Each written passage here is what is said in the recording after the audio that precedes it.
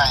আমার মাথাটা গরম হচ্ছে যে তোর ছেলে নিয়ে পাবলিক পোস্ট করলো, তাতে তো কিছু হইলো না জানো। আর সামান্য একটা স্টোরি দিচ্ছি, তাও আমার চিন্তাটি নেওয়ার জন্য মানুষের কাছে যে মিষ্টিও পাপা ঢঙ্গের স্টোরি দিচ্ছিস, সেটা নিয়ে তোর সাথে ঝগড়া করলো, তুই সেই মহিলাকে আবার বিয়েও করতেছিস নেই। আমার আমি আমি বাবা, আমি তো বাবা, তুই কি বাবা তুই? আমার যতটুকু বুদ্ধি আছে সেগুলো নাই। আমি হইলে তো বলতাম যে তোমার মতো বিয়াদব মানুষ, দুমুখী দুই চরিত্রবান মানুষ আমি পৃথিবীতে দেখি। এই কল রেকর্ডটা ভাইরাল হয়েছে গতকাল রাত থেকে বা গতকাল সকাল থেকে মেবি। ফারজানা, তো উনি হচ্ছে আমেরিকাতে থাকেন। বেসিকলি শাকিব খান প্রিয়তমা সিনেমার পর থেকে উনি শাকিব খানকে নিয়ে কন্টেন্ট করে এবং একদম শাকিবের নাম যশ সবকিছু বেচে কিনে খায়। সেটা আমরা ওনার কন্টেন্ট দেখে বুঝতে পারছি, কারণ একটা মানুষ কন্টেন্ট করলে জাস্ট কন্টেন্টের কোয়ালিটি থাকে, ফ্যান বেজ একটা সিস্টেমের হয়।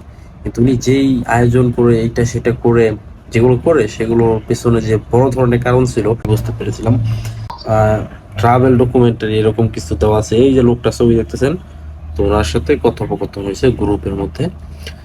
শাকিব খানের নামে এই দুই জানোয়ার যা যা বললো সেগুলো আপনি জাস্ট মাথায় নিতে পারবেন না। জাস্ট শাকিব খানের ভক্ত হয়ে থাকলে জাস্ট এগুলো মাথায় নেওয়া পসিবিলিটি কোনোভাবে নেই।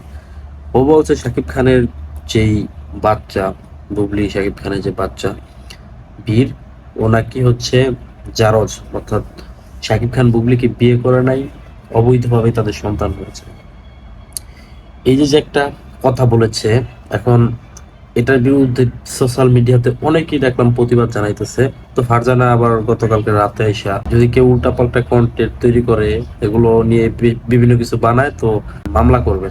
এই মামলাতে অনেকে জেল হয়ে যেতে পারে। সত্যি সত্যি শাকিব খান এবং বুবলিকে নিয়ে যে একটা মিথ্যাচার ছড়াইছে যে তাদের কোনো বিয়ে হয় নাই, তো এই যে যে একটা ভুল বাজে কথা তারা বলছে, তো এটা নিয়ে আমি একটা মামলা করব বাংলাদেশ থানায়। যেহেতু আমি বাইরে আছি, দেশের বাইরে, তো আমি একটা মামলা দায়ের করব। এবং ওই যে বেশ্যা, যেই আমেরিকাতে থাকে বেশ্যা, তো ওরে সাকিবিয়ানরা আসলে একটু বেশি নরমের, তো শাকিব খানের দুইটা ভালো কথা বললেই তাদের মনটা গলে যায়।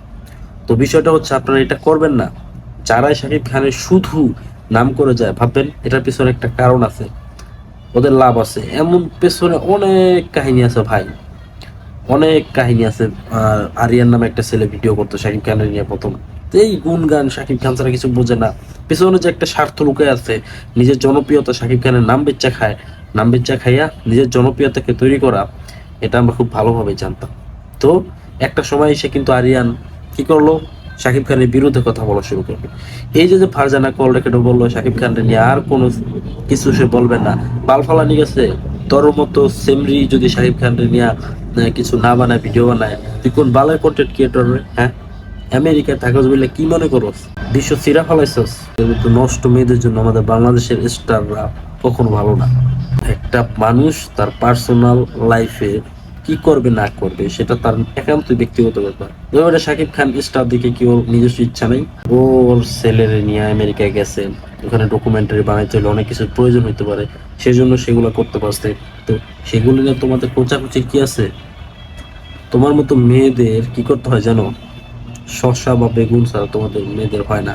সাকিবিয়ানরা, আপনাদের একটা কথা বলি, এই মহিলাকে আপনারা আনফলো করবেন এবং ওর নামে খুব শীঘ্রই মামলা দায়ের করতে যাচ্ছি। কারণ এগুলো হচ্ছে বিখ্যাত ব্যক্তি, তার নামে যদি কেউ উলট পালট কথা বলে বা নিন্দনীয় কথা বললে, অপবাক্য করে, তো সেটা নিয়ে মামলা দায়ের করা যায়। তো সেইভাবে আমরা মামলা দায়ের করব। তো ততক্ষণ পর্যন্ত ভালো থাকুন আর আমার সাথে থাকুন। ইনশাল্লাহ খেলাটা মাঠেই দেখাবো।